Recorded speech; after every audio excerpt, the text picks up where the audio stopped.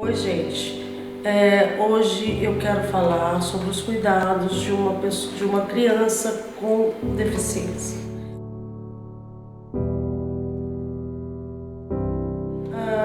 Eu sou mãe de um filho de 24 anos que se chama Davi e ele nasceu com hidrocefalia.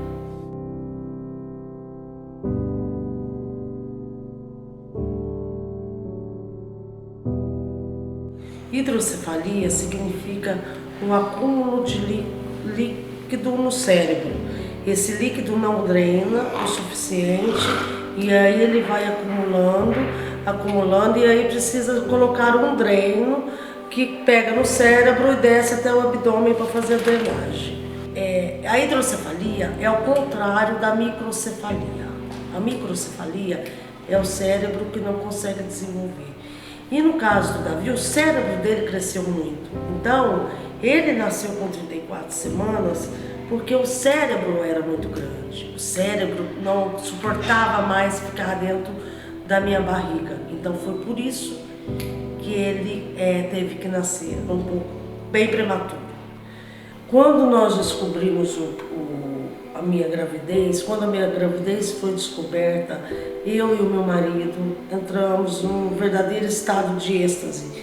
Era uma coisa muito esperada por mim e por ele. Nós vivemos um período de alegria, de euforia, até 27 semanas, no momento que eu fui em uma consulta médica de rotina e durante uma ultrassom eu descobri a hidrocefalia do Davi. No começo foi como se o chão tivesse sumido aos meus pés. Eu tive uma revolta, um período de revolta, que eu acho que é normal em todo o mundo, mas com o tempo eu me agarrei a Deus e Ele me ajudou a sair dessa dificuldade e enxergaram que o Davi poderia ser uma criança muito especial para todos nós. O Davi nasceu com 34 semanas de gestação. Foi um nascimento muito tranquilo, ele nasceu em boas condições físicas. Com 18 horas de vida, ele fez a cirurgia para fazer a derivação da hidrocefalia, implantar a válvula no cérebro. E a cirurgia também foi muito boa, foi tranquila, ele tirou de letra. Quando ele tinha uma semana de vida, nós voltamos ao médico para tirar os pontos. E aí já reiniciamos o tratamento de estimulação precoce, de fisioterapia e outras terapias na época, alternativas ali que a gente estava fazendo. E ele veio desenvolvendo com o tempo. Demorou um pouco para a gente perceber, mas ele veio desenvolvendo. Ele foi firmar a cabeça com 1 ano, foi assentar com 3 anos. Ele sempre teve uma rotina, a gente sempre fez da vida dele uma rotina.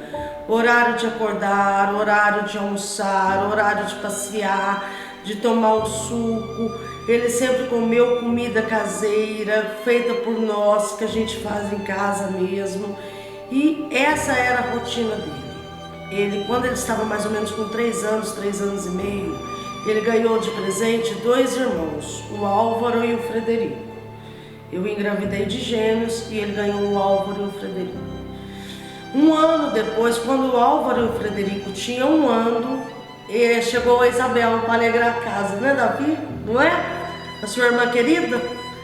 E aí a família completou. E aí a rotina do Davi foi seguindo de acordo com a rotina da casa, dos irmãos.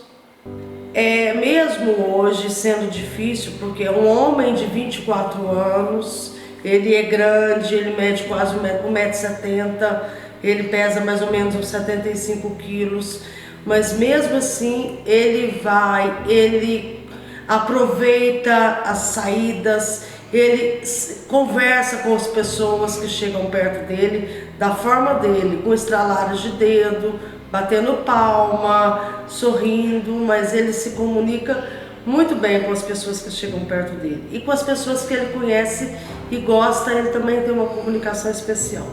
Ele enfrentou doenças como qualquer uma outra criança. Gripe, resfriado, dores de garganta, de ouvido e essas coisas. Teve algumas cirurgias, como uma hérnia, teve uma derivação de válvula, que teve que trocar a válvula com 2 anos e meio. Ele trocou a válvula e recentemente, no ano passado também ele trocou. Mas todas ele tirou de letra, ele tirou muito bem. Ele é forte, ele, graças a Deus, ele tem uma saúde muito boa.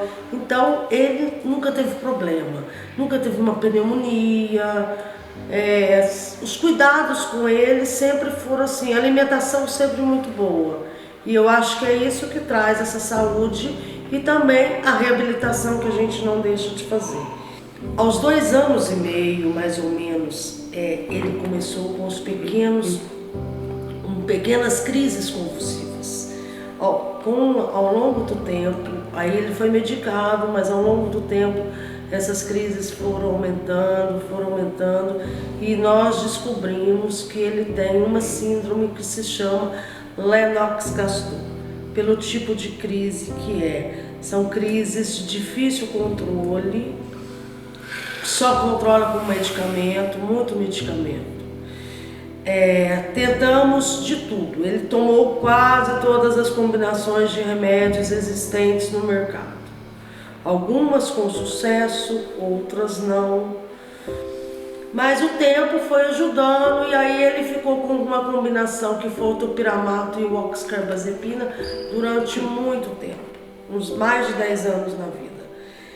Aí, em 2011, entrou um grande aliado nessas crises nossas, que chama-se o Zulu, um labrador que ele ganhou de um policial, que foi treinado para quando ele tivesse crise, o cachorro latisse. Na verdade, o Zulu nunca exerceu muito bem essa função de latir quando o Davi tivesse crise. Só que a medicação do Davi foi cortada pela metade. Eu tirei 100 miligramas de topiramato na época e 100 miligramas de oxcarbazepina também. Isso para mim, uma pessoa que tomava 600 miligramas de manhã e 600 à noite de oxcarbazepina e 400 miligramas de topiramato de manhã e 400 à noite, para mim era um bom começo. E ele manteve estável, as crises mantiveram, mesmo te retirando essa medicação, as crises mantiveram estáveis. Ele conseguiu ficar estabilizado durante bastante tempo. E continua estabilizado até hoje.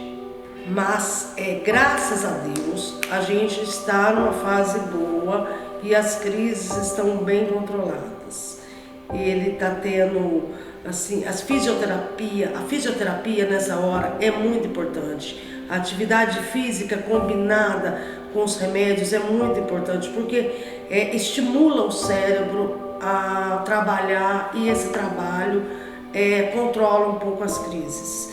Não só a fisioterapia, como a fono e todas as outras terapias que cercam essas crianças que todos nós precisamos fazer, né? Então isso ajuda muito a questão cerebral da pessoa. O nosso desejo de paz, meu e do Edivaldo, meu marido, é sempre fazermos o Davi feliz. É por isso que eu quis compartilhar esse vídeo com pais, com outros pais que estejam passando por situações parecidas às que eu passei. Pois, durante a longa jornada, a longa caminhada deles, eles vão enfrentar diagnósticos ruins, outros bons, vão enfrentar preconceitos de família, de pessoas em volta.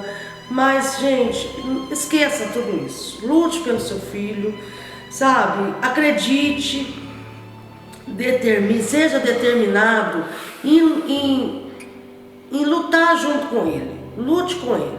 Não deixe de levá-lo à escola, que hoje tem escolas que incluem essas crianças.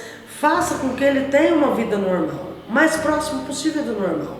Eu sei que é difícil, que é complicado, tem que pegar ônibus, tem que andar, às vezes tem que esperar van, demora, mas isso vale a pena. É isso que faz a diferença na vida desses meninos, dessas crianças. É isso que faz a diferença na vida de nós que somos pais, porque é só assim que há o desenvolvimento deles. A gente ficar em casa esperando um milagre, realmente isso não vai acontecer, mas com fisioterapia, com estimulação precoce, com fono e com outras terapias, tudo muda, tudo faz diferença. Acredite nos teus filhos e acredite no potencial deles. É isso que eu queria falar.